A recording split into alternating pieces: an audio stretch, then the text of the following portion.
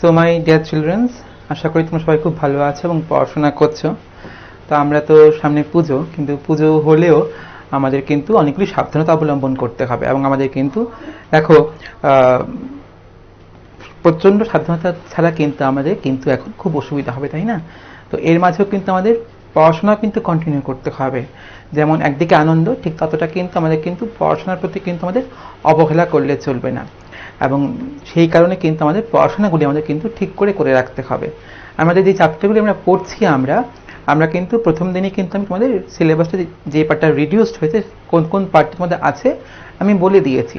তো আমরা এর মধ্যে অনেকগুলি চ্যাপ্টার পড়েছি আমরা, যেমন আণুবীক্ষণিক জীবাণু, বন্ধু শত্রু আমি তোমাদের পড়িয়েছি। অ্যান্ড তোমাদের যৌবনারম্ভ যে চ্যাপ্টারটা আছে তোমাদের, সেটা তোমাদের পড়িয়েছি। আজকে একটা চ্যাপ্টার পড়াবো, খুব ইন্টারেস্টিং চ্যাপ্টার, তোমাদের ভালো লাগবে। এখন দেখো, শুধু পড়ালেই তো করবে না, সঙ্গে একটু গল্পও তো করতে হয়।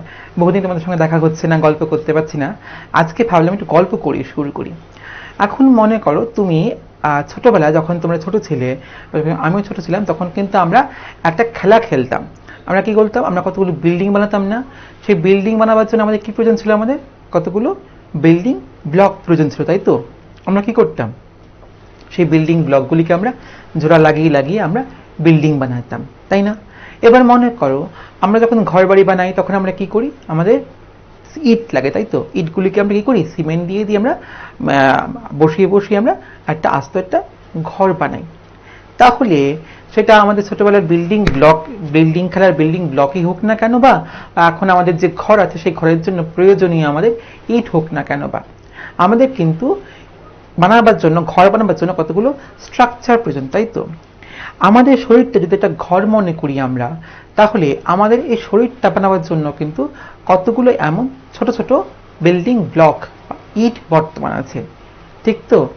আজকে আমরা এই ইটগুলো, আমাদের শরীরে যে ইট বর্তমান আছে, এই ইটগুলি নিয়ে গল্প করব।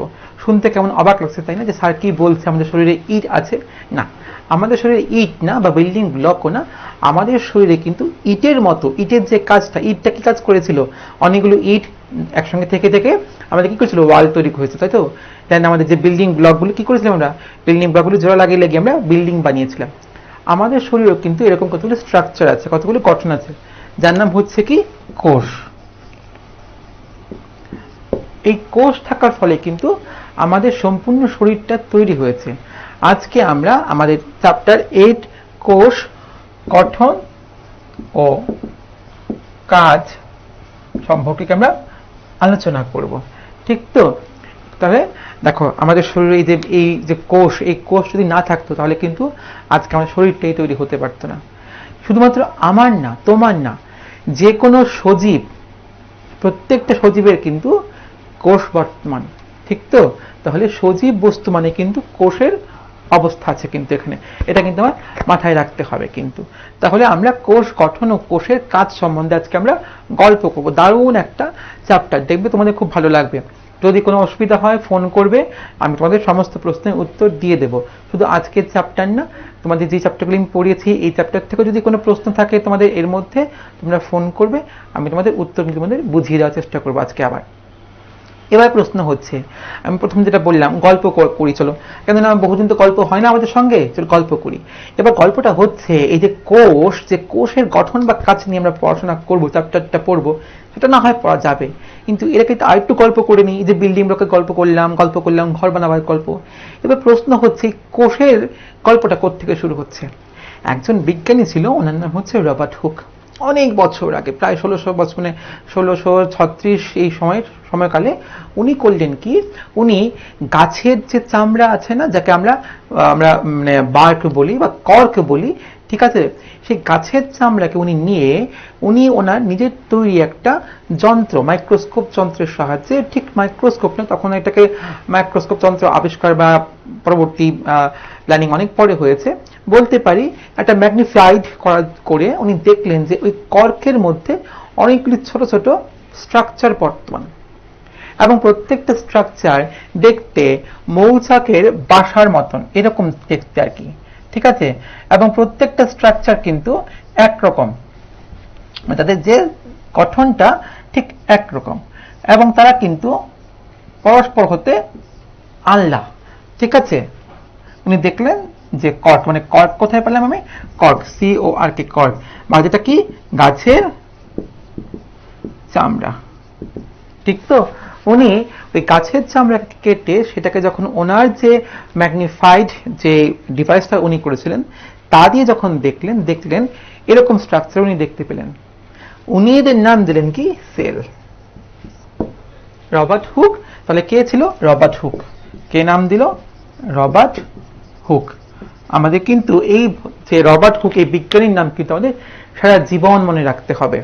এখান থেকে কিন্তু তোমাদের শুধুমাত্র আজকের এই ক্লাস 8 না, সব সময় যারা বিজ্ঞান নিয়ে ভবিষ্যতে পড়াশোনা করবে এদের জন্য প্রয়োজন, বা যারা তোমরা যখন ভবিষ্যতে চাকরির পরীক্ষা দেবে, কম্পিটিটিভ এক্সাম দেবে তোমরা হয়তো, তো তখনও কিছু তোমাদের এই প্রশ্নটা আসতে পারে যে রবার্ট হুকের আবিষ্কার কি, বা যে এই প্রথম কে কোষের আবিষ্কার করেন, রবার্ট হুক। এটা কিন্তু আমাদের এখন থেকে কিন্তু আমরা মাথায় রাখতে হবে। দেখো, এখন থেকে তোমরা যদি ভালো করে বেসটা করে নাও, ভবিষ্যতে তোমাদের কিন্তু একদম সুরক্ষিত, কোনো চিন্তাই করতে হবে না, ঠিক না। তাহলে রবার্ট হুক করলেন কি, আমি আবারও বলছি, রবার্ট হুক করলে কি, গাছের যে শক্ত চামড়া যেটাকে আমরা কর্ক বলছি সেটাকে উনি পাতলা করে কেটে ওনার তৈরি বিবর্ধিত যন্ত্রের সাহায্যে উনি দেখলেন, এবং দেখলেন কি কতগুলো স্ট্রাকচার বর্তমান, এবং প্রত্যেকটা স্ট্রাকচার দেখতে কিরকম, মৌমাছির যে বাসা আমরা দেখি আমরা, সেই মৌমাছির বাসার মতন দেখতে এরকম স্ট্রাকচারগুলো, এবং প্রত্যেকটা স্ট্রাকচার গঠন এরা পরস্পর থেকে কি আছে, পৃথক করা থাকে। রবার্ট হুক এদের নাম দিলেন কি, কোষ। কিন্তু এই যে কোষের যে পরবর্তী যে কোষের ভেতরে কি আছে, বা কোষের যে গঠন সম্পর্কীয় যে ব্যাপারটা, সেটা কিন্তু এর অনেক পরে কিন্তু এটা নিয়ে আমরা গবেষণা করে, আমরা রিসার্চের পরে কিন্তু আমরা তার থেকে আমরা আরো পুঙ্খানুপুঙ্খভাবে আমরা জানতে পেরেছি। তখন কিন্তু যেহেতু বিবর্ধন যন্ত্র বা মাইক্রোস্কোপে এত উন্নত ছিল না, আমরা এতটা বুঝতে পারিনি। কিন্তু পরবর্তী সময়ে যখন নাকি মাইক্রোস্কোপ উন্নত হয়েছে, তখন কোষের গঠন বা কোষের কাজ সম্বন্ধে কিন্তু আমাদের ধারণা আরো বেশি সুস্পষ্ট হয়েছে। তাহলে আমরা আরেকটা জিনিস জানতে পারলাম যে কোষ দেখার জন্য আমাদের কি প্রয়োজন, মাইক্রোস্কোপ। এটা কিন্তু আমাদের মাথায় রাখতে হবে। কিন্তু মাইক্রোস্কোপের ব্যাপারে আমরা এর আগেও পড়েছিলাম, আণুবীক্ষণিক, জীবাণু, বন্ধু, শত্রু। সেখানে আমরা কি জেনেছিলাম যে যে সমস্ত জিনিসদের খালি চোখে দেখা যায় না, তাদের দেখার জন্য আমাদের মাইক্রোস্কোপ বা আণুবীক্ষণিক যন্ত্র প্রয়োজন। সেটাই হচ্ছে আমাদের আণুবীক্ষণিক জীবাণু।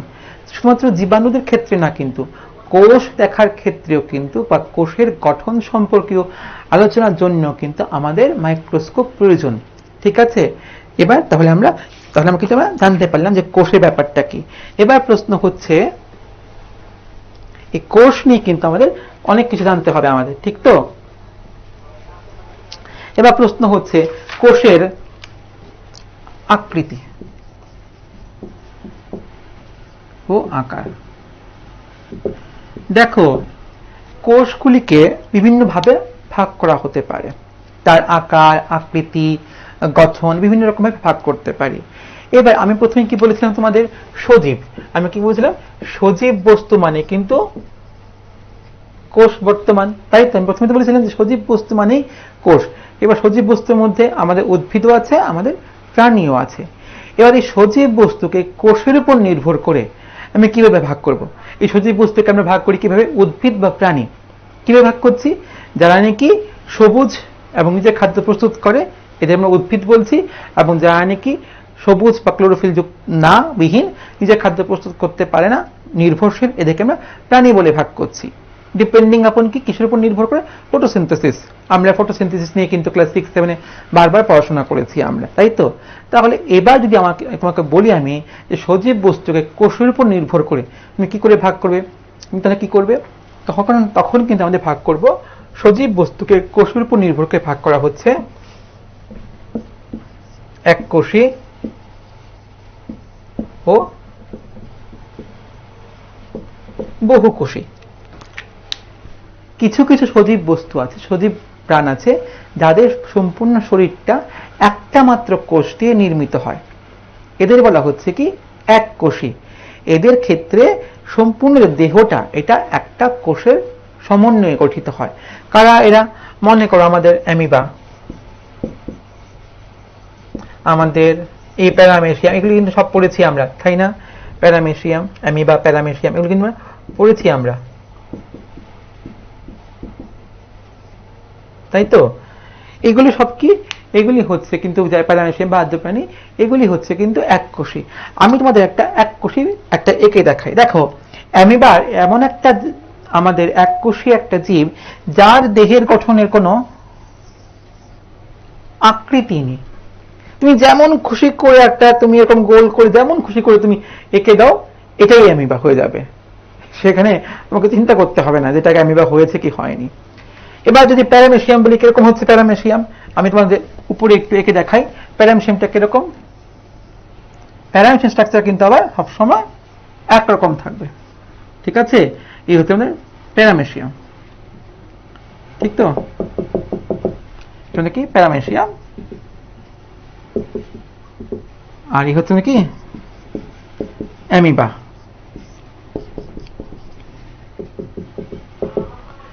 এবার অ্যামিবা বলো প্যারামেসিয়াম বলো, এটা কি? এটা হচ্ছে একটা কোষ নির্মিত, কিন্তু এটা সম্পূর্ণ শরীরটা একটা কোষ দিয়ে তৈরি। এবার অ্যামিবার ক্ষেত্রে এই যে কতগুলি স্ট্রাকচার বা গঠন দেখতে পাচ্ছ এরকম লম্বা লম্বা আঙ্গুলের মতো, এগুলিকে কি বলা হচ্ছে? ক্ষণপদ। এবার ক্ষণ শব্দটা আমরা কোথায় কোথায় শুনি আমরা? ক্ষণ মানে কি? আমরা বলি না ক্ষণস্থায়ী বা একক্ষণ। ক্ষণ মানে হচ্ছে কি সময়, আমরা সময় সময় যুক্ত। আর পদ তো আমরা জানি মানে কি পা, তাহলে সময়ের সঙ্গে সঙ্গে যে পাটা তৈরি হয়। এবার এই নামটা কেন ক্ষণপদ হচ্ছে? অ্যামিবার শরীরে কিন্তু কোনো বিশেষ গঠন নেই, কিন্তু যেমন খুশি তেমন তার স্ট্রাকচার, তার গঠনটা। এবার মনে করো অ্যামিবা এখানে একটা খাবার সন্ধান পেয়েছে, বুঝতে পারছে খাবার আছে, সে কি করে? সে তার শরীরের সম্পূর্ণ যে কোষের যে অংশটাকে ওই দিকে ঠেলে দেয়, তার ফলে কি হয়? এদিকে একটা পায়ের মতন গঠন তৈরি হয়, ঠিক আছে তো? এই যে পাটা, একে বলা হচ্ছে ক্ষণপদ। এর সাহায্যে সে এগিয়ে যায় এবং এর সাহায্যে সে আস্তে আস্তে গিয়ে কি করে? সে ফুড ভ্যাকুল বানিয়ে নিয়ে খাবারটাকে সে কি করে? এখানে ক্যাপচার করে ফেলে, আস্তে আস্তে খাবারটাকে সে ক্যাপচার করে ফেলে, দখল করে ফেলে, অ্যান্ড দেন সে খাবারটা থেকে তার রসটা গ্রহণ করে ফেলে। আমরা কিন্তু অ্যামিবার গঠন কি করে হয় আমরা কিন্তু পড়েছি, কিন্তু আমরা আমাদের যে চ্যাপ্টার ছিল চলন গমন, এই সমস্ত ক্ষেত্রে কিন্তু আমরা এগুলি জেনেছি কিন্তু ছোটবেলা কিন্তু আমরা, ঠিক তো? তাহলে আমরা কি জানলাম? সজীবকে আমরা ভাগ করছি কোষের উপর নির্ভর করে, কি এককোষী ও বহুকোষী। এককোষীদের মধ্যে আমরা কাকে বলছি? অ্যামিবা, প্যারামেসিয়াম, তাই তো? আমাকে যদি প্রশ্ন আসে যে একটি এককোষী প্রাণী বা দুটি এককোষী প্রাণীর নাম লিখো, কি লিখবো আমরা?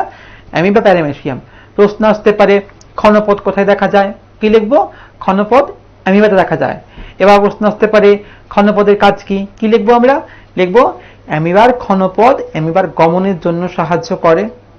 অ্যামিবার ক্ষণপদের সাহায্যে অ্যামিবা তার খাদ্যকে আত্মসাৎ করতে পারে, কিন্তু এগুলি কিন্তু আমরা জেনে ফেললাম। কিন্তু দেখো দেখো এই আমি যখন তোমাদের পড়াবো তখন কিন্তু তোমাদের আমি প্রশ্নগুলি কিন্তু বলে দিচ্ছি, তোমরা সবাই প্রশ্নগুলি একটু খাতায় লিখে রাখলে তোমাদের কিন্তু অনেক সুবিধা হয়ে যাবে, ঠিক তো? সামনে পুজো, এই পুজোর পরে কিন্তু আমি তোমাদের প্রশ্নগুলি কিন্তু তোমাদের জিজ্ঞেস করবো, কিন্তু যে তোমরা কি করেছো প্রশ্নগুলি আমাকে বলো তো তোমরা, ঠিক তো? তাহলে আমরা কিন্তু এককোষী জানলাম আমরা, তাই না? এবার প্রশ্ন হচ্ছে আমাদের, এইটা মুছে দিই তোমাদের আমি, এখানে তোমাকে পরে ছবি রাখতে হবে, এটা আমি মুছে দিলাম, তাই না? এবার হচ্ছে আমাদের বহুকোষী। এবার বহুকোষী কারা? যাদের সম্পূর্ণ শরীরটা অনেকগুলি কোষের মিলনে গঠিত হয়, এরা হচ্ছে বহুকোষী। উদাহরণ যদি বলতে হয় আমি লিখতে পারি, কিন্তু মানুষ লিখতে পারি, ঠিক আছে? আমি লিখতে পারি উন্নত উদ্ভিদ, ঠিক আছে? আমি এখানে উন্নত উদ্ভিদ লিখছি কেন? এটা একটা প্রশ্ন আসতে পারে, স্যার তুমি কেন এখানে উন্নত উদ্ভিদ লিখছো? তুমি উদ্ভিদ তো লিখতেই পারো। দেখো এবার উন্নত উদ্ভিদ কারা? এই যে আম গাছ, জাম গাছ, কাঁঠাল গাছ, এগুলি হচ্ছে আমাদের উন্নত উদ্ভিদ। এবার কিন্তু আবার নিচু শ্রেণীর উদ্ভিদ আছে। এই যে তোমাদের আমি পড়িয়েছিলাম, তোমাদের আমি শৈবাল পড়িয়েছিলাম, তোমাদের আমি যখন তোমাদের আণুবীক্ষণিক জীবাণু যখন পড়িয়েছি তখন আমি পড়িয়েছিলাম না শৈবাল, ছত্রাক, তোমাদের পড়িয়েছিলাম তো। এই যে শৈবাল ছত্রাক এরাও তো উদ্ভিদের মধ্যে পড়ছে, কিন্তু এদের ক্ষেত্রে শরীরটাকে আমরা কিরকম দেখেছি, আমরা একটা কোষের মিলনে গঠিত অনেকগুলি কোষ পরপর পরপর পরপর যুক্ত হয়ে সূত্রাকার হয়ে এদের শরীরটা তৈরি হয়েছে, ঠিক তো? কিন্তু এই যে আম, জাম, কাঁঠাল এগুলোর ক্ষেত্রে কি হয়, অনেকগুলি কোষ মিলে কিন্তু এদের দেহটা গঠিত হয়। কিন্তু আমাদের কিন্তু এই কথাটা মাথায় রাখতে হবে যে উন্নত উদ্ভিদের ক্ষেত্রে কিন্তু আমরা মাল্টিসেলুলার বা বহুকোষী শব্দটা কিন্তু আমরা ইউজ করব। তাহলে মানুষ, উন্নত উদ্ভিদ, আমরা কিন্তু কি বলছি, আমরা বলছি বহুকোষী। এবার খুব একটা ইন্টারেস্টিং জানো তো কি, এবার যে কোনো বহুকোষী হোক না কেন, এই বহুকোষীদের জীবন কিন্তু শুরু হয় এক কোষ থেকে। কিন্তু এই যে বহুকোষী মানুষ দেখলে, আমাকে দেখছো, তোমাকে তুমি দেখবে, বা যে বহুকোষী তুমি যে গাছ দেখছো, সেই বহুকোষীর জীবন শুরুর প্রথমটা কিন্তু একটা কোষ। ওই একটা কোষের নাম কি? ওই একটা কোষের নাম কি ছিল? জাইগোট। আমরা জাইগোটের কি করে হয়েছে জায়গাটা আমরা জানতাম না। আমরা কি জেনেছিলাম? জাইগোট আমরা জেনেছিলাম নিষিক্তকরণ প্রক্রিয়া। নিষেক প্রক্রিয়া কি জেনেছিলাম? আমরা জেনেছিলাম পুংজনন কোষ এবং স্ত্রীজনন কোষ, এদের মিলন ঘটে নিষেক প্রক্রিয়ার ফলে। এর ফলে আমার জাইগোট তৈরি হয়। এই জাইগোটটা কিন্তু এটা এক কোষ। এই এক কোষী জাইগোট থেকে পরবর্তী সময়ে বিভাজন মাধ্যমে আমাদের বহুকোষী শরীর তৈরি হয়। তোমরা জাইগোটের কথা তোমাদের কোথায় তোমাদের পড়িয়েছি? আমি এই যে আমাদের যে এই তোমাদের চ্যাপ্টার, তোমাদের আগের চ্যাপ্টার পড়েছি বয়ঃসন্ধির দোরগোড়ায়। এখানে কিন্তু তোমাদের আমি জননের সময় তোমাদের আমি এই ওয়ার্ডটা পড়িয়েছি কিন্তু, জাইগোট। আর যাদের মনে নেই তাদের আবারও বলছি, জাইগোট কি? পুংজনন কোষ এবং স্ত্রীজনন কোষের মিলনের ফলে, নিষিক্তকরণ প্রক্রিয়ায় মিলনের ফলে যেটা কোষ তৈরি হয় তার নাম হচ্ছে জাইগোট। এই জাইগোটটা কিন্তু একটা কোষ কিন্তু, ঠিক আছে? এই একটা কোষ জাইগোট থেকে কিন্তু পরবর্তী সময়ে বিভাজনের মাধ্যমে সংখ্যা বৃদ্ধি হয়। বিভাজন প্রক্রিয়ার মাধ্যমে সংখ্যা বৃদ্ধি করে করে সে একটা আস্ত মাল্টিসেলুলার বা বহুকোষী উন্নত উদ্ভিদ বা গঠনগুলি তৈরি করে কিন্তু। তাহলে জীবনের সূত্রপাত কিন্তু সবসময় মাথায় রাখতে হবে এক কোষ থেকে কিন্তু।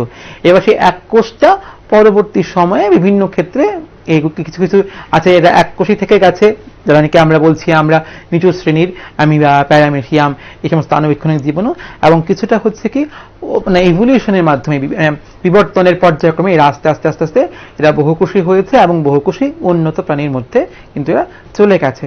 তাহলে কিন্তু আমরা সজীব কোষকে কিন্তু, সজীব দেহকে কিন্তু আমরা ডিপেন্ডিং আপন কোষের উপর নির্ভর করে, কোষ সংখ্যার উপর নির্ভর করে আমরা ভাগ করছি কি এক কোষী এবং বহুকোষী। ব্যাপারটা বুঝতে পারলাম। এখান থেকে কিন্তু আবার একটা প্রশ্ন আসতে পারে যে বহুকোষীর জীবন চক্রের প্রথম দশাটা কি, প্রথম অবস্থাটা কি? সেখানে কি হবে? উত্তরটা হবে বহুকোষীদের জীবনের প্রথম দশাটা হচ্ছে এক কোষী দশা। এটা কিন্তু আমাদের মাথায় রাখতে হবে। প্রশ্ন আসতে পারে বহুকোষী জীবনের প্রথম দশায় যে এক কোষটি, এর নাম কি?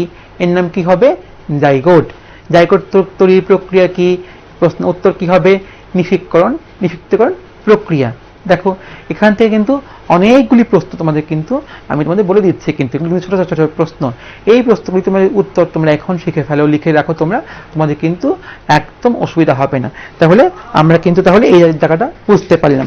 এবার আরেকটা কথা আসছে যে এবার কোষের গঠন বা সংখ্যার উপর নির্ভর করে তো আমি বুঝলাম। এবার আমি চলে আসি কোষের গঠন।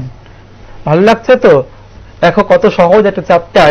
আমাদের সবার শরীরে কোষ বর্তমান, কিন্তু এই কোষ কেমন করে বর্তমান সেটা তো আমরা ঠিক করে পড়ছিলাম না, আজকে আমরা পড়ে ফেললাম চ্যাপ্টারটা, তাই না? তাহলে কোষ নিয়ে আশা করি তোমাদের সবার ভালো লাগছে। যদি কারোর মনে কোনো প্রশ্ন জাগে ফোন করবে, আমি উত্তরটা বলে দেব। এবার হচ্ছে কোষের গঠন। আমি আগেরটা কি ছিল? কোষের সংখ্যা। এবার হচ্ছে কি কোষের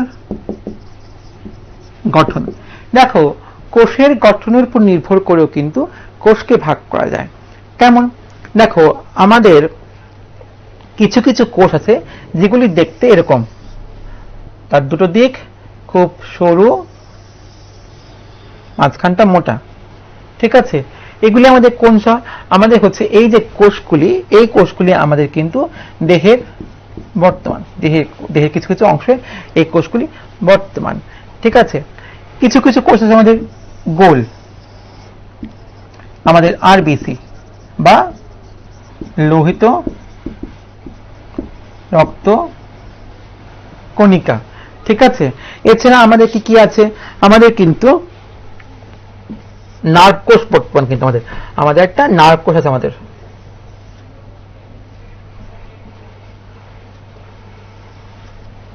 আমাদের যে তার মাধ্যমে আমাদের সারা শরীর থেকে তোমার খবরাখবর পরিবাহিত হয়, এর নাম হচ্ছে কিন্তু আমাদের নার্ভ কোষ বা নিউরন। ঠিক আছে, এই নিউরনটাকে দেখতে এরকম এরকম অনেকটা। তোমরা যখন ক্লাস 9-এ উঠবে বা 10-এ উঠবে তখন তোমরা এই সম্বন্ধে আরো তোমরা জানবে। তোমরা আপাতত তুমি স্ট্রাকচারটা একটু দেখে রাখো, তোমাদের সুবিধা হবে। তোমাদের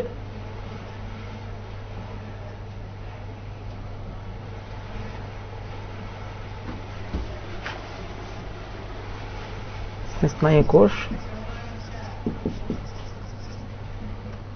বা নিউরন আমরা লিখতে পারি। আমাদের পেশি কোষ,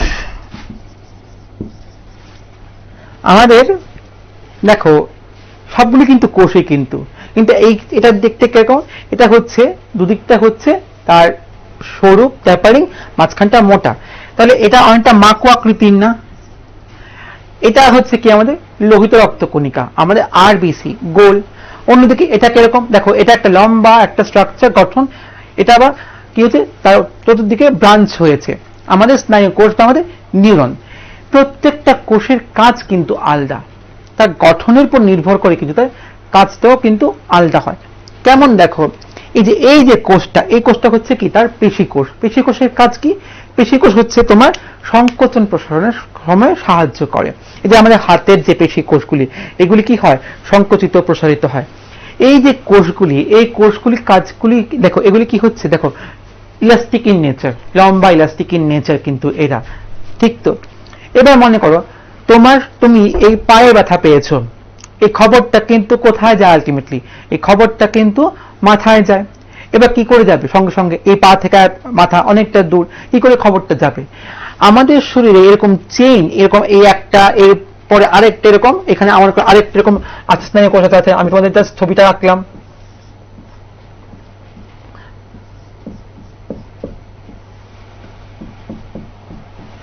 যদি এটা হচ্ছে আমাদের ব্রেন মনে করলাম, আর এটা আমাদের লেগ, পা আমাদের, তাহলে আমাদের এই পায়ে ব্যথা পেয়েছি, সেই পায়ে ব্যথা পাওয়ার খবরটা এই পর পর পর পর সজ্জিত স্নায়ু কোষের মাধ্যমে আমাদের ব্রেনে চলে গেল। ব্রেন থেকে কি বললো যে ও পায়ে ব্যথা পেয়েছে, ও এবার তার ব্যথা অনুভব করবে। এবার ঠিক সেরকম আরেকটি রকম চেইন অফ স্নায়ু কোষ আছে আমাদের পায়ে।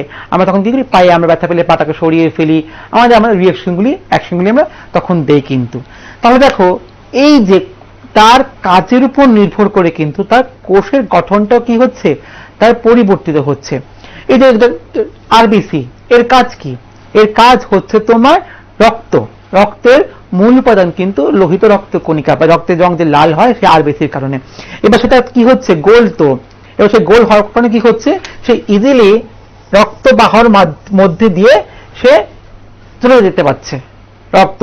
আমাদের যে রক্ত আছে না, রক্তবাহ মাঝখান দিয়ে সেই গোল স্ট্রাকচার হওয়ার জন্য সে ইজিলি সে চলে যেতে পারছে রক্তের ফ্লুইডের সঙ্গে সঙ্গে। ঠিক না? এবার এই কাজ কি, এবার যখন এই ইলাস্টিক হচ্ছে তখন কি হচ্ছে, সে লম্বা হতে পারছে। আবার যখন তার প্রসারণ হচ্ছে তখন কিছু সে লম্বা হচ্ছে, তখন সংকোচন হচ্ছে তখন কি হচ্ছে, সে আবার বেটে হয়ে যাচ্ছে। তাহলে এই যে প্রত্যেকটা কোষ তার গঠনের সঙ্গে কিন্তু তার কাজটা কিন্তু কি সম্পৃক্ত, যুক্ত কিন্তু। তাহলে আমি দেখলাম কি কোষের গঠন কত ধরনের হতে পারে, মাকু আকৃতির পেশি কোষ, গোলাকৃতির রক্তকণিকা, ব্রাঞ্চ বা শাখা প্রশাখা যুক্ত হয় স্নায়ু কোষ। আমি কিন্তু এই ব্যাপারটা জেনে নিলাম। ঠিক তো? তাহলে কোষের গঠন নিয়ে আশা করি তোমাদের কোনো অসুবিধা নেই। যাদের অসুবিধা থাকবে তো ফোন করবি আমাকে, তাই না? এবার প্রশ্ন হচ্ছে, তাহলে আমরা কোষের আকার জানলাম, কোষের আকৃতি জানলাম, গঠন জানলাম। এবার আমরা চলো কোষের ভেতরটায় চলে আসি আস্তে আস্তে, তাই না? এবার প্রত্যেকটা কোষের আমি একটা কোষ এঁকে নিই। দেখো এটা হচ্ছে, আমি একটা উদ্ভিদ কোষ আঁকতে পারি এখানটায়।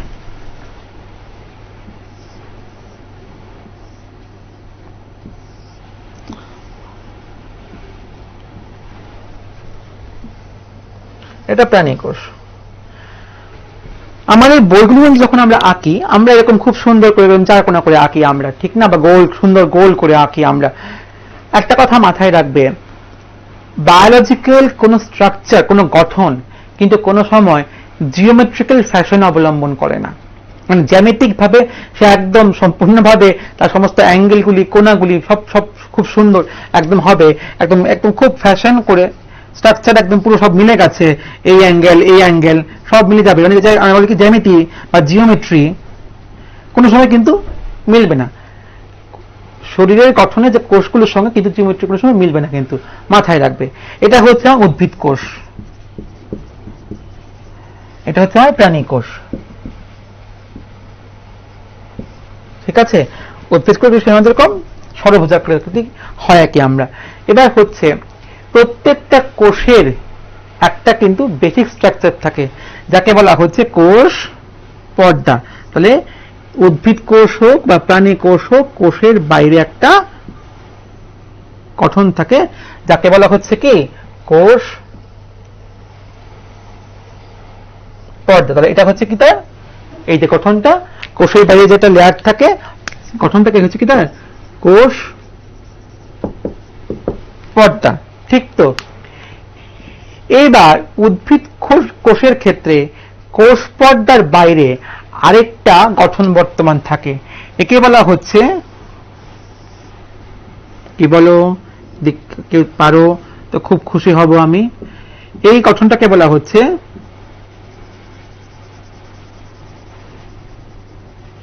এই কোষ পর্দার বাইরে উদ্ভিদ কোষের ক্ষেত্রে যে একটা খুব মৃত একটা গঠন বর্তমান থাকে, একে কি বলা হয়?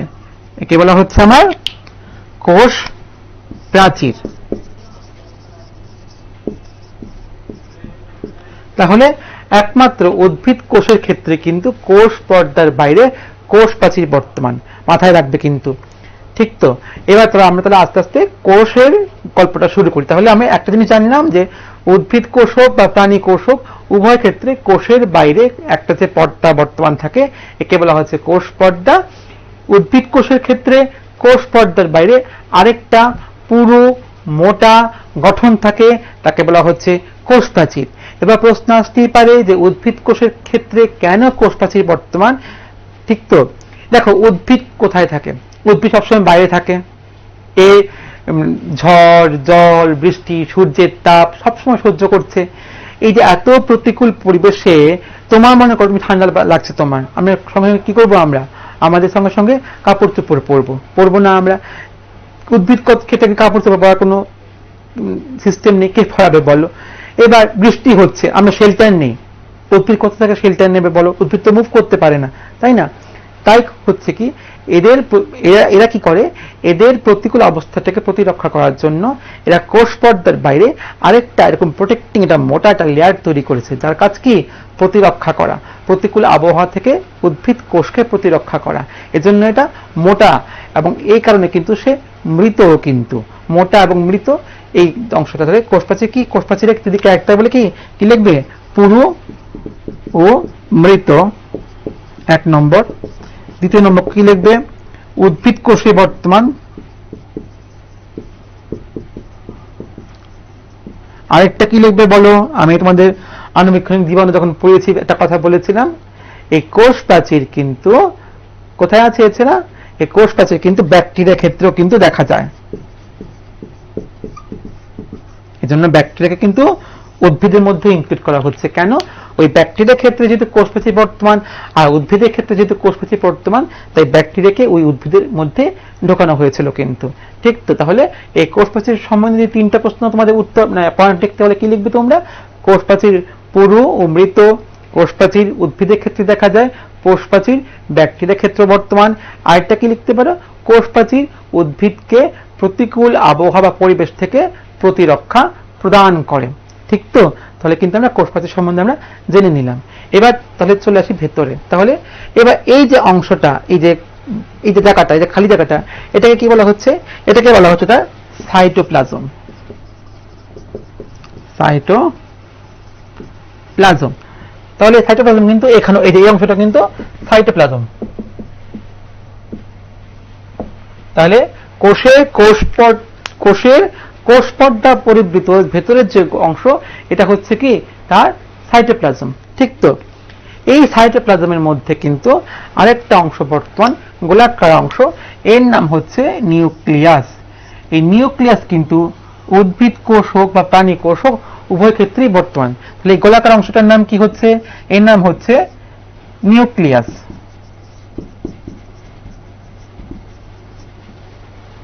এবার এই নিউক্লিয়াসকে, তো এই যে নিউক্লিয়াস সাইটোপ্লাজমের মাঝখানে বর্তমান, এই নিউক্লিয়াসকে সাইটোপ্লাজম থেকে আলাদা করার জন্য নিউক্লিয়াসের বাইরেও কিন্তু আরেকটা পর্দা বর্তমান, এর নাম কি? এখানে একটা পর্দা বর্তমান, পর্দা।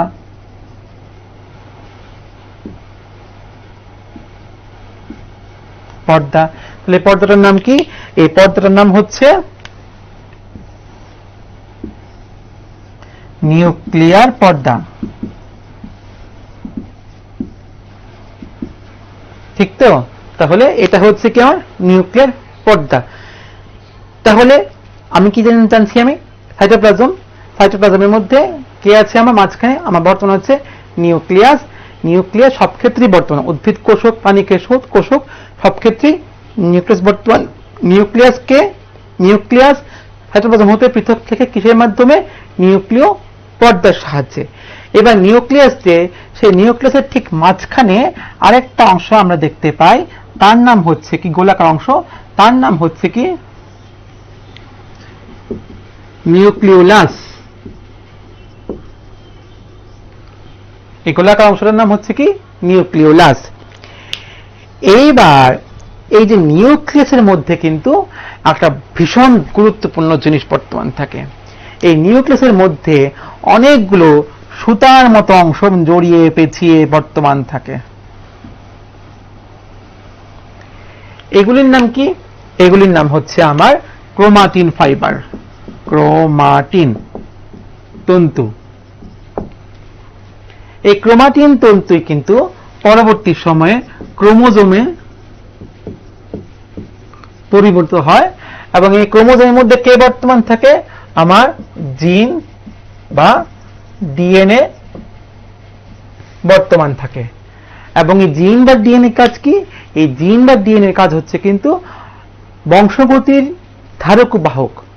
আমি এটা বলবো এখন, আগে যে জেনে নিই। তাহলে আমি কি জানলাম? কোষের বাইরে কে আছে?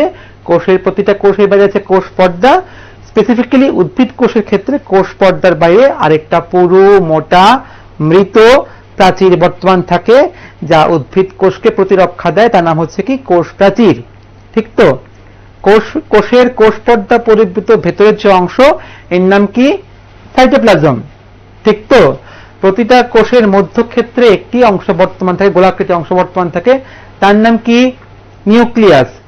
নিউক্লিয়াস সাইটোপ্লাজম থেকে পৃথক থাকে কিসের সাহায্যে? নিউক্লিয়ার পর্দা দ্বারা। নিউক্লিয়াসের ঠিক মাঝখানে আরেকটি গোলাকার অংশ বর্তমান থাকে, তার নাম কি? নিউক্লিওলাস। এই নিউক্লিয়াসের মধ্যে কতগুলি সুতার মতো পেঁচানো অংশ বর্তমান থাকে, তার নাম কি? ক্রোমাটিন তন্তু। এই ক্রোমাটিন তন্তু কি হয়? পরবর্তী সময়ে ক্রোমোজোমে পরিণত হয়, এবং এই ক্রোমোজোম মধ্যে কে বর্তমান থাকে? জিন বা ডিএনএ বর্তমান থাকে। এই ডিএনএ কি কাজ করে আমি বলছি তোমাদের, একটু বলে দিই। এই ডিএনএ সাহায্যে কিন্তু বংশগতির ধারক ও বাহক কিন্তু। এইবার একে যদি আমি বলছি সাইটোপ্লাজম, ঠিক নিউক্লিয়াসের মাঝখানে যে ফ্লুইডটা, মানে অংশটা, জেলিনের অংশটা বর্তমান থাকে, এর নাম কিন্তু হচ্ছে নিউক্লিওপ্লাজম।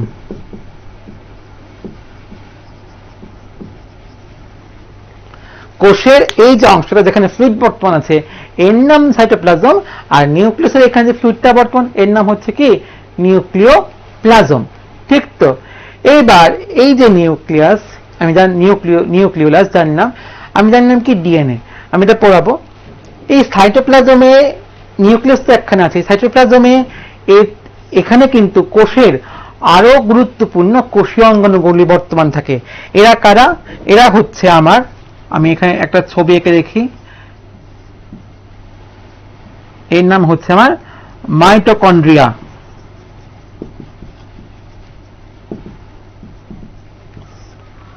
এখানে আমার কতগুলো স্ট্রাকচার আছে গোল গোল গোল গোল,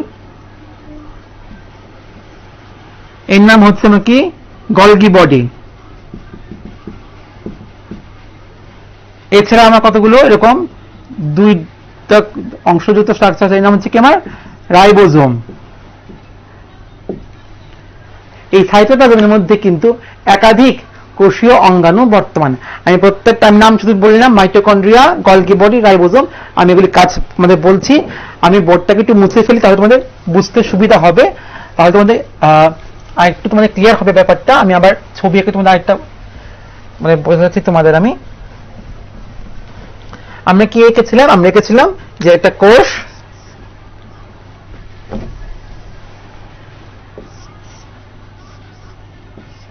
কোষের মধ্যে গোলাকার অংশ, তার মধ্যে হচ্ছে কি এই গোলাকার অংশটার নাম কি নিউক্লিয়াস, নিউক্লিয়াসের মধ্যে আরেকটা গোলাকার অংশ তার নাম হচ্ছে নিউক্লিওলাস, আর এখানে কতগুলো সুতাকার অংশ আছে বর্তমান, তার নাম কি বলেছিলাম ক্রোমাটিন তন্তু। এই ক্রোমাটিন, তাহলে আমি এখান থেকে তোমাদের আলোচনা শুরু করি। ক্রোমাটিন, ক্রোমাটিন তন্তু। এই ক্রোমাটিন তন্তু কিসে কনভার্ট হয়? ক্রোমোজোমে কনভার্ট হয়। এই ক্রোমোজোমের মধ্যে কে বর্তমান থাকে? ডিএনএ। এই ডিএনএ কাজ কি?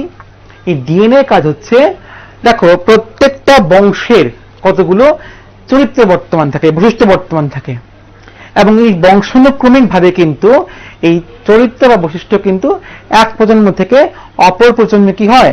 পরিবাহিত হয়। এই যে ক্রোমাটিন তন্তু, এই ক্রোমাটিন তন্তুর মধ্যে কিন্তু আসলে এই তার ডিএনএটা বর্তমান থাকে কিন্তু, ঠিক তো? এই ক্রোমাটিন তন্তুর মধ্যে কিন্তু সেই আসল যে ক্যারেক্টারটা, যে বংশগতির যে আসল যে ধারাটা, চরিত্রটা, বৈশিষ্ট্যটা সব কিন্তু লুকিয়ে থাকে। আমরা যখন পরবর্তী সময় আরো বড় ক্লাসে উঠবো, আমরা ক্লাস 9-10 উঠবো, তখন আমরা জানতে পারবো যে এই ক্রোমাটিন তন্তু আসলে কি হয়। তুমি মনে করো একটা রিল সুতা, আমরা যখন একটা বাজার থেকে রিল সুতা কিনি, আমরা কিরকম দেখি রিল সুতাটা? এরকম দেখি না? এখানে রিল রিল ছোট ছোট ব্যাখ্যা থাকে, তাই তো? বা একটা ঘুড়ির নাটাই মনে করো, ঘুড়ির নাটার মধ্যে কি আছে? ঘুড়ির নাটার মধ্যে অনেকগুলো সুতো পেঁচিয়ে আছে। এবার তুমি যদি সুতোটাকে টেনে খুলতে শুরু করো, তাহলে কি হবে? এরকম সুতো সুতো সুতো সুতো বেরোবে। আর যদি সুতোটাকে তুমি পেঁচিয়ে নিতে শুরু করো, তাহলে এরকম রিলের মতো স্ট্রাকচার তৈরি হবে না? আমাদের যে ক্রোমাটিন তন্তু, এই ক্রোমাটিন তন্তু কিন্তু এই সুতার মতো অংশ, তাই বলছে তন্তু বলছে। এই ক্রোমাটিন তন্তু এবার আস্তে আস্তে কোষ বিভাজনের সময় তোমার কি হয়? সে এবার পেঁচিয়ে পেঁচিয়ে পেঁচিয়ে পেঁচিয়ে পেঁচিয়ে সে আস্তে আস্তে এই ক্রোমোজোমের রড শেপ, এরকম রড শেপ স্ট্রাকচার, তার নাম হচ্ছে আমার ক্রোমোজোম, রূপান্তরিত হয়। এই ক্রোমোজোম এবার আবার আস্তে আস্তে তার মাঝখান দিয়ে ভাগ হয়ে যায়, দুই ভাগ হয়ে যায়, শুধুমাত্র একটা অংশ যুক্ত থাকে। তখন এই যে প্রত্যেকটা বাহুকে বলছে ক্রোমাটিড, ঠিক তো? আর এখানটা সাতকে থাকে, এটা আমরা পরবর্তী সময় জানবো আমরা। তাহলে এই যে ক্রোমোজোম, এই ক্রোমোজোম বা এই ক্রোমাটিড কিন্তু এর মধ্যে কিন্তু আমাদের মূল চরিত্র বর্তমান থাকে। তাহলে নিউক্লিয়াস সম্বন্ধে জানলাম, তাহলে নিউক্লিয়াস সম্বন্ধে কি আসতে পারে? নিউক্লিয়াসের মধ্যে কে আছে? নিউক্লিয়াসের মধ্যে কি আছে আমার? প্রথমে হচ্ছে নিউক্লিয়ার পর্দা, নিউক্লিয়াসকে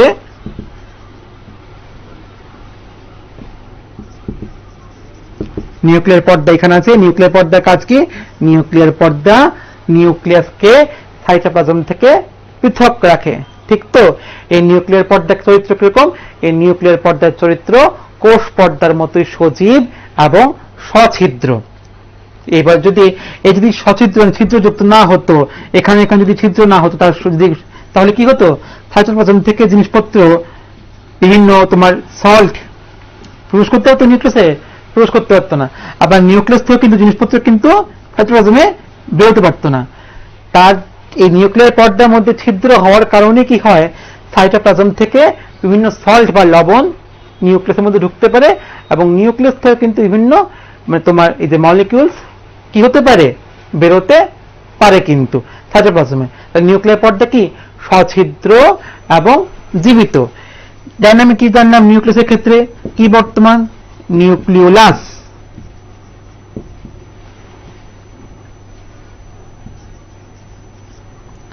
আর কি জানলাম? সাইটোপ্লাজম, এটাকে যদি কোষের ধাত্রকে বলা হচ্ছে আমার সাইটোপ্লাজম, তাহলে নিউক্লিয়াসের ধাত্রকে কি বলা হচ্ছে? নিউক্লিওপ্লাজম।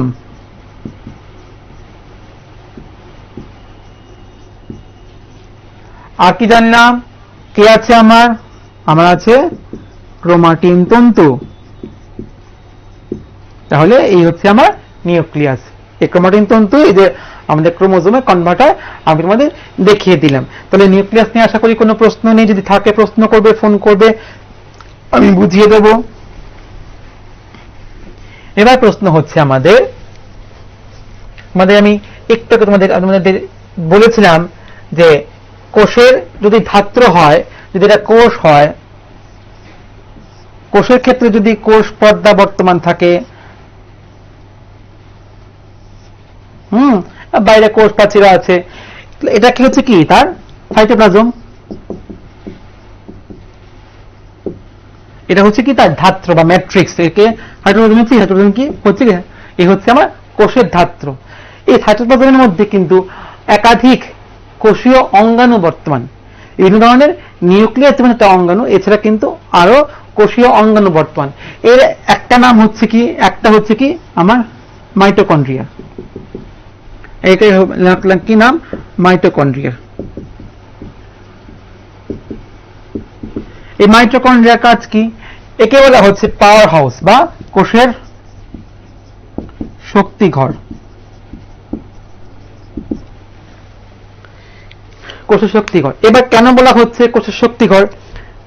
তোমার ঘরে যদি কারেন্ট না থাকে, অনেক কাজ তুমি করতে পারবে না, লাইট জ্বালাতে পারবে না, ফ্যান চালাতে পারবে না, তুমি পড়াশোনার অসুবিধা হবে। ঠিক তো? এই হচ্ছে কি তোমার পাওয়ার দেয়। এই কারেন্টটা তুমি কোত্থেকে আসে? আমাদের বিভিন্ন পাওয়ার গ্রিড থেকে কারেন্ট আসে, তাই তো? এই পাওয়ার গ্রিড থেকে কারেন্ট আসে, সেই পাওয়ার গ্রিডের কারেন্ট এবার আমাদের ঘরে আসে, আমরা আমাদের কাজগুলি করতে পারি, বিভিন্ন ধরনের কাজগুলি করতে পারি। তাহলে পাওয়ার গ্রিড না থাকলে কিন্তু আমাদের ইলেকট্রিসিটির কাজগুলি হবে না, অনেকগুলি কাজে ব্যাঘাত ঘটবে, তাই তো? ঠিক তেমন ভাবে আমাদের যে কোষটা যদি কাজ করতে হয়, তারাও তো শক্তি প্রয়োজন। শক্তি কোত্থেকে পাবে? এই মাইটোকন্ড্রিয়া কি করে? এই মাইটোকন্ড্রিয়া সেই শক্তিটা উৎপাদন করে। কোষের শক্তিটার নাম কি? কোষের শক্তির নাম হচ্ছে এটিপি, অ্যাডিনোসিন ট্রাইফসফেট। আমরা জানবো, এগুলি পরে জানবো আমরা। শুধু মাথায় একটু মনে রাখো যে কোষের শক্তিটার নাম হচ্ছে কি? এটিপি। এই মাইটোকন্ড্রিয়ার সাহায্যে কিন্তু এই এটিপি উৎপাদিত হয় কিন্তু। তাই মাইটোকন্ড্রিয়াকে বলা হচ্ছে কি? কোষের শক্তিঘর। এটা কিন্তু আমরা জানলাম কিন্তু আমরা। এছাড়া একাধিক আরো অন্যান্য কোষীয় অঙ্গাণু বর্তমান। যেমন একটা কোষীয় অঙ্গাণুর নাম হচ্ছে কি? আমাকে রাইবোজোম। এর নাম হচ্ছে কি? রাইবোজোম। এই রাইবোজোমের কাজ কি? দেখো, এই রাইবোজোমের কাজ হচ্ছে কি? কোষের প্রোটিন তৈরি করা। আমরা বলেছিলাম না, আমি তো তোমাদের এর আগে যখন পড়িয়েছিলাম তখন একটা কথা বলেছিলাম যে ক্লাস 7-এ তোমরা পড়েছো কিন্তু মিথজীবী বিভিন্ন তোমরা কিন্তু পড়েছো প্রাণী পুষ্টি। সেখানে তোমরা একটা পড়েছিলে তোমরা যে সিম্বায়োসিস পড়েছিলে পতঙ্গভুক। পতঙ্গভুকের সময় তোমরা কি পড়েছিলে? তোমরা পড়েছিলে যে পতঙ্গভুক উদ্ভিদের ক্ষেত্রে এরা শরীরে প্রোটিনের চাহিদা মেটাবার জন্য এরা প্রাণীদের ভক্ষণ করে। প্রত্যেকটা কোষে কিন্তু প্রোটিনের চাহিদা আছে। আমাদের কোষ কিন্তু প্রোটিন ছাড়া নির্মিত হয় না কিন্তু। আমাদের কোষে কিন্তু প্রোটিন নির্মিত, কিন্তু প্রোটিন এবং লিপিড নির্মিত আমাদের কোষটা কিন্তু। ঠিক আছে? তাহলে প্রোটিন তো দরকার কোষের ক্ষেত্রে। প্রোটিন থেকে কি করে হবে? এই যে রাইবোজোম, সে কি করে? সে প্রোটিন সংশ্লেষ করে, প্রোটিন বানায়, প্রোটিন সংশ্লেষ করে। ঠিক তো? তাহলে দেখো, এছাড়া আছে কি? কোষের মধ্যে কতগুলি রকম স্ট্রাকচার আছে, কত গোল গোল তোমার স্ট্রাকচার আছে। এর নাম হচ্ছে কি? গহ্বর, কোষগহ্বর।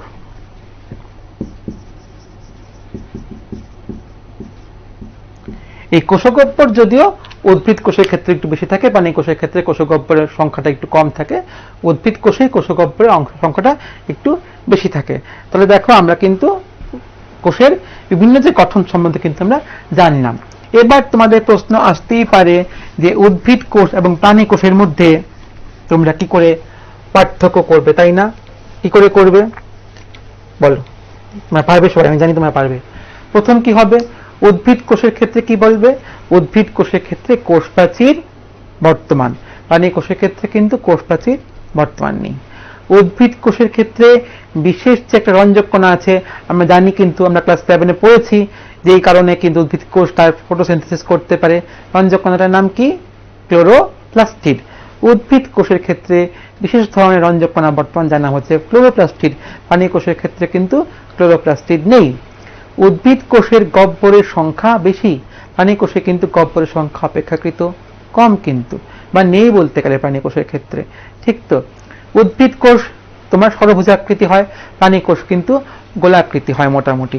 আমরা কিন্তু এই জায়গাগুলি পড়ে নিলাম। কিন্তু দেখো তোমাদের কিন্তু বইয়ে একটা সুন্দর ছবি দেওয়া আছে কিন্তু, এবং তোমাদের একটা দেখো তোমাদের 8.1 বলে তোমাদের একটা বক্স দেওয়া আছে। সেই বক্স কিন্তু তোমাদের কিছু কিছু মানে বলা হচ্ছে ফিল আপ করতে। তোমরা নিজেরাই করতে পারবে। ক্লাসটা যদি ফলো করো নিজেরাই তোমরা ফিল আপ করতে পারবে। তাহলে আমরা কিন্তু আজকে কোষের গঠন ও কাজ সম্বন্ধে কিন্তু সবটা আজকে আমরা পড়লাম। আমি আবারও বলছি, প্রথম হচ্ছে কোষ। কোষ কি? কোষ হচ্ছে শরীরের বিল্ডিং ব্লক। শরীর তৈরি হয় কোষের মিলনে। এখানে আরেকটা কথা আমি একটু বলে রাখি। দেখো আমরা কি বলেছিলাম? এক কোষ। এক কোষ থেকে আমরা কি বলেছিলাম? এক কোষ। এরপর আমরা কি বলেছিলাম? বহু কোষ। এবার বহুকোষীয় যে শরীরগুলো, এগুলির ক্ষেত্রে কি হয়? অনেকগুলি কোষ একসঙ্গে মিলে তৈরি করে কলা। অনেকগুলি কোষ একসঙ্গে মিলে যায় তখন তাকে বলা হচ্ছে কলা। এবং যখন এই কলাগুলি একটি বিশেষ ধরনের কাজের সঙ্গে যুক্ত হয় তখন তাকে বলা হচ্ছে অঙ্গ। মনে করো আমাদের যে হৃৎপিণ্ড, অনেকগুলি কোষ নিয়ে নির্মিত, বহু কোষের হৃৎপিণ্ড অংশটা। এই প্রত্যেকটা কোষ একটা বিশেষ ধরনের অনেকগুলি কোষ নিয়ে তৈরি। তাহলে সেটা কি? কলা। এখানে এই আমাদের হৃৎপিণ্ডে কিন্তু অনেকগুলি কোষ গঠন করে। হৃৎপিণ্ডটা কি? একটা কলা নির্মিত একটা অংশ। এই হৃৎপিণ্ডটা কি করছে? একটা বিশেষ ধরনের কাজ করছে। কি করছে? আমাদের ব্লাড, রক্তকে বারবার কি করছে? শরীরে বিভিন্ন অংশে পরিবহনে সাহায্য করছে। হৃৎপিণ্ড কি করছে? ক্রমাগত সংকোচন প্রসারণের মাধ্যমে হৃৎপিণ্ড কি হয়? রক্তকে পাম্প করে।